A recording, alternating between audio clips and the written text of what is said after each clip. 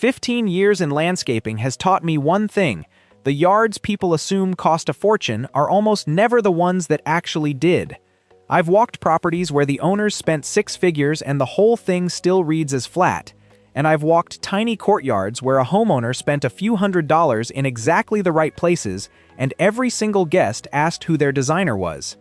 The truth most people never get told is that expensive-looking design has almost nothing to do with the size of the budget. It has everything to do with a handful of specific decisions that most homeowners simply don't know to make. Decisions that cost little to nothing once you actually know to make them. And one idea on this list, sitting at number 3, is the one single change I've seen transform a builder-grade yard into something that looks professionally designed faster than anything else in this entire industry. You'll see exactly what I mean when we get there. We've got 10 ideas to get through today, ranked from good to genuinely transformative. Before we start, hit subscribe, tap that like button, and share this with anyone who thinks a great-looking yard is out of their budget. It might change their entire plan. Let's start at number 10. 10. Committing to one repeated pot style. Instead of a mismatched collection, would you trust a room full of furniture where every single piece came from a different store, a different era, a different style entirely? That's essentially what a mismatched pot collection does to a small garden, and it's one of the fastest tells that a space was decorated piece by piece rather than designed all at once. Homeowners tend to accumulate planters over years, one from a garden center sale here, a gift from a relative there, a random find at a flea market. Individually, none of them are ugly. Together, they read as visual noise because the eye can't settle on a consistent shape, material, or color palette across the space. The fix costs surprisingly little. Choose one pot style, one material, ideally in 2 or 3 coordinated sizes, and repeat it consistently throughout the space. Matte charcoal ceramic, aged terracotta. Whatever fits your palette, just commit to it everywhere. Repetition is what reads as intentional and expensive, even when every single pot itself was inexpensive. It's the same principle behind why a hotel lobby feels curated and a garage sale doesn't. I worked with a homeowner a couple of years ago whose entire patio was ringed with 7 different planters, different colors, different materials, collected over about a decade. We didn't buy anything new or particularly expensive. We simply consolidated down to one matte black ceramic style in 3 sizes, redistributed the same plants she already owned, and the whole space read as completely different within a single afternoon. Nothing had actually cost anything beyond the pots themselves. 9. Using large format pavers instead of small standard ones. Small standard pavers, the kind sold by the pallet at any big box store, do the job of covering ground. They rarely do the job of making a space feel elevated, because more joint lines packed into the same square footage reads as busier and cheaper, regardless of the actual paver quality underneath. The visual math here is simple once you see it. A patio built from 12-inch pavers has roughly 4 times as many visible seams as the same patio built from 24-inch pavers. All those extra lines fragment the eye and make a small space feel even smaller and more cluttered than it actually is, competing visually with the furniture and planting you're actually trying to showcase instead of quietly supporting it. The fix is sizing up. Large format pavers, 24 inches or bigger, immediately read as more substantial and more considered, even at a similar material cost per square foot. Fewer joints, cleaner sightlines, and a small patio suddenly feels like it belongs in a much larger, more expensive space. If you're working with an existing small paver patio and a full replacement isn't in the budget, even switching to a darker, more consistent polymeric sand between the joints can visually calm down a busy surface without touching a single paver. 8. Installing a single dramatic specimen plant instead of 10 small ones. 10 small, unremarkable plants scattered across a bed cost roughly the same as one genuinely striking specimen plant, and yet almost nobody chooses the specimen. That's a missed opportunity, because visual impact in a small space comes from having one thing worth looking at, not from filling every inch. Homeowners default to filling space because bare soil feels unfinished. The instinct is understandable, but a bed crowded with a dozen ordinary plants of similar size and texture reads as busy rather than lush, and nothing in it actually earns a second look, which is the exact opposite of what most people are actually trying to achieve when they fill a bed in the first place. The fix is restraint, paired with one deliberate splurge. Pick one architectural specimen, a striking ornamental grass, a sculptural small tree, something with real presence, and build the rest of the bed as a quiet supporting cast around it. One genuinely impressive plant does more for a small garden's perceived value than 10 forgettable ones ever will, and it's usually a fraction of the total cost of buying 10 separate plants in the first place. Quick reminder before we keep going, hit subscribe, tap like, and share this with anyone working with a small yard or courtyard this season. The next one is the single cheapest fix on this entire list. 7. Painting or staining the fence a deep, moody color instead of leaving it natural.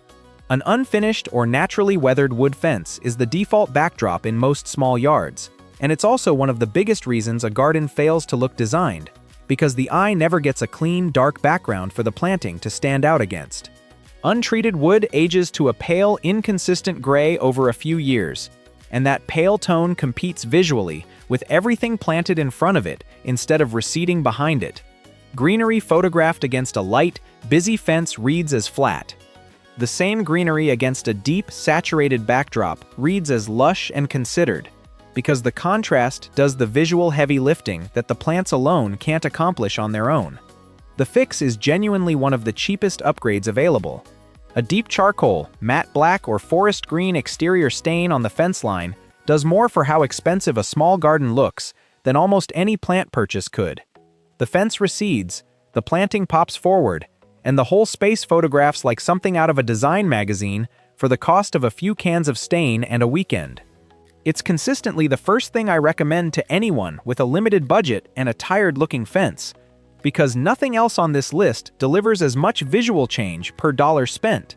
6. Adding low-voltage landscape lighting.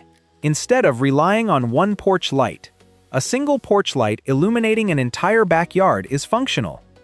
It's never going to look expensive, because flat, single-source light flattens everything it touches, stripping away all the shadow and depth that make a space feel designed after dark. Most small gardens never get seen at their best because nobody's actually planned for how the space looks once the sun goes down, which is genuinely half the year in a lot of climates. A beautifully planted bed that disappears into darkness by 7 in the evening is only doing half its job, and it means every dollar spent on planting only pays off during daylight hours, which is a fairly narrow window for most working households. The fix is a simple layered lighting plan. A few path lights along the main walkway, 1 or 2 warm-up lights washing a specimen plant or the newly painted fence from below, and the space transforms after dark in a way that reads as genuinely high-end. A modest low-voltage system runs a fraction of what most people assume, and it's often the single upgrade that makes visitors ask what the whole renovation cost. Keep every fixture in a warm color temperature rather than a cool blue-white, since anything reading too cool undercuts the whole effect instantly, no matter how well the fixtures are placed. 5. Choosing a monochromatic planting palette, instead of every color at once.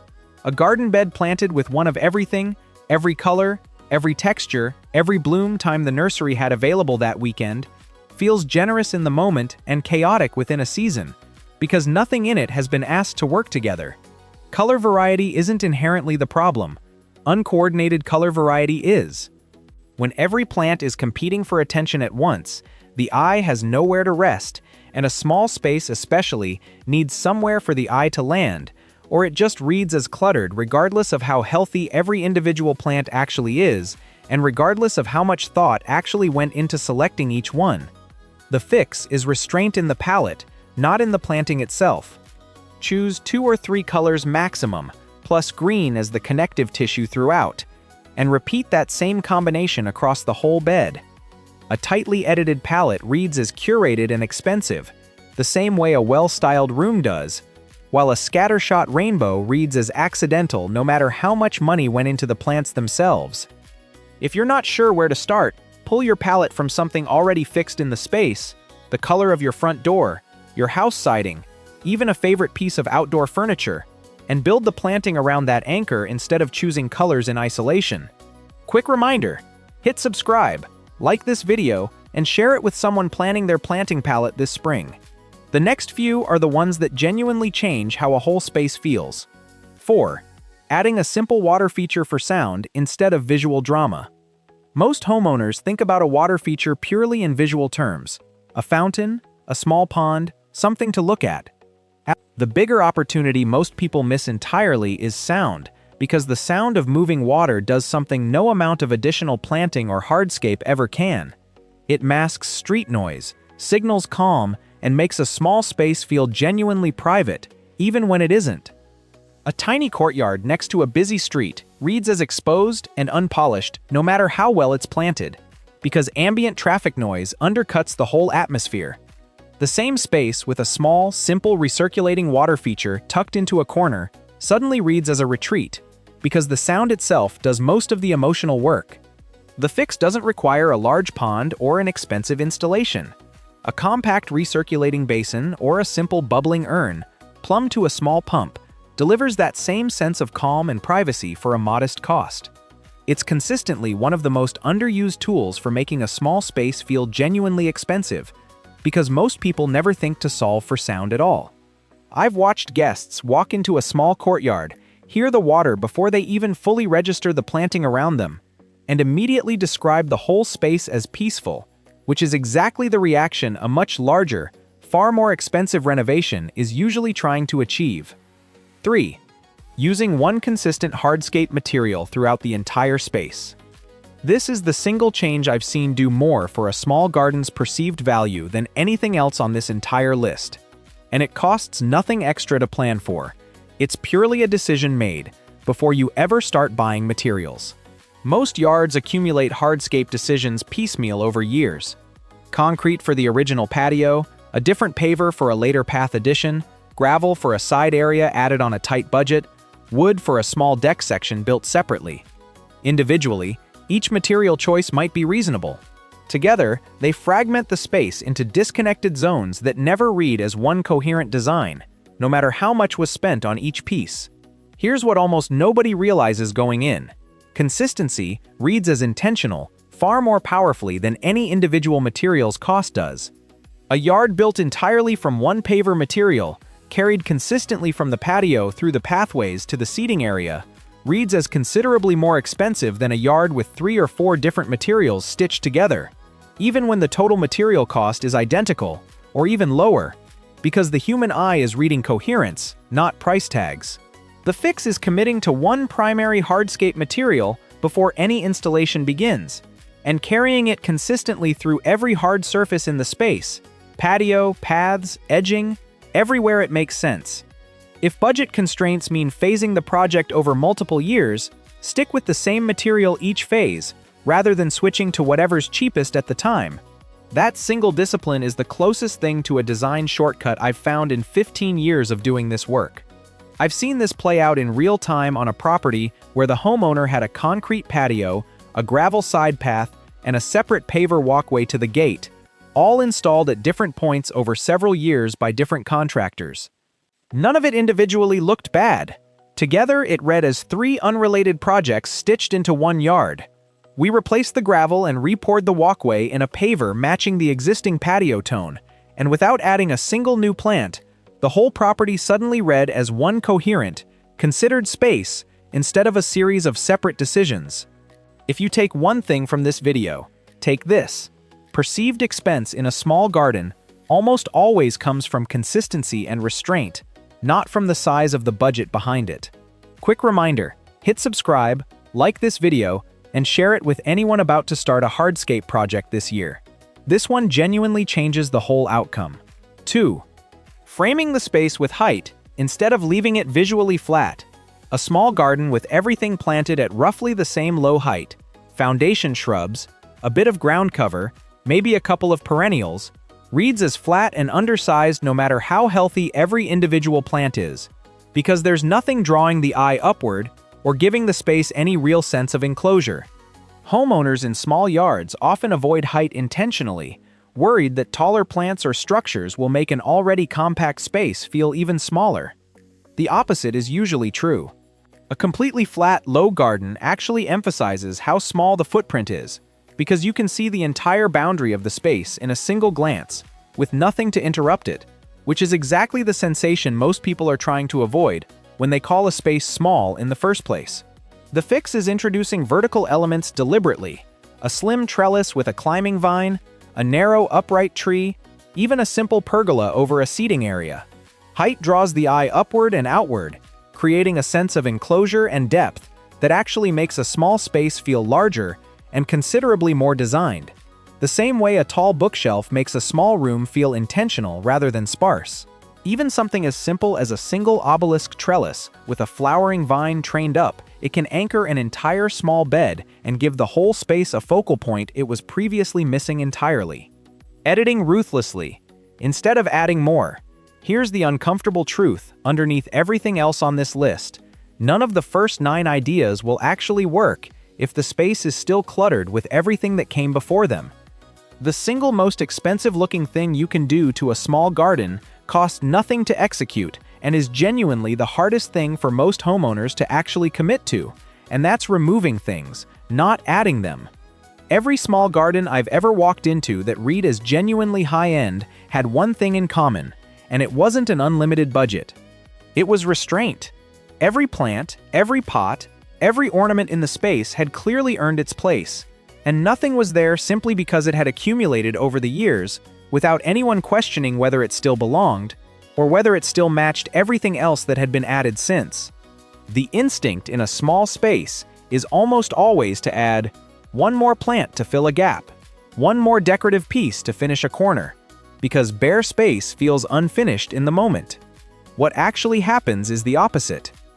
Every additional item competing for attention in a small footprint dilutes the impact of everything else already there, and a space with 15 mediocre elements reads as considerably less expensive than the same space edited down to 5 genuinely good ones, no matter what the original combined cost of all 15 actually was. The fix is a deliberate audit, walking your existing space and asking honestly, of everything currently in it, what's actually earning its place versus what's just been there so long nobody's questioned it. Remove anything that doesn't clearly contribute and resist the urge to immediately fill the resulting gap. That empty space itself is doing real work, giving the eye somewhere to rest and making everything you kept read as more considered and more valuable by comparison. This is genuinely the hardest advice on this entire list for most homeowners to actually follow, because removing something you already own feels like admitting a past purchase was a mistake. It rarely is. Most of what accumulates in a small garden was reasonable at the time it was added. The problem isn't any single item, it's that nobody ever went back and asked whether the collection as a whole still made sense together. That one honest walkthrough, done with genuine willingness to remove things, consistently does more for how a space reads than any single purchase on this list. If there's one principle to take from all 10 of these, it's this: an expensive-looking garden isn't the result of an expensive budget, it's the result of consistency, restraint, and a handful of specific decisions made deliberately instead of accumulated by accident over the years.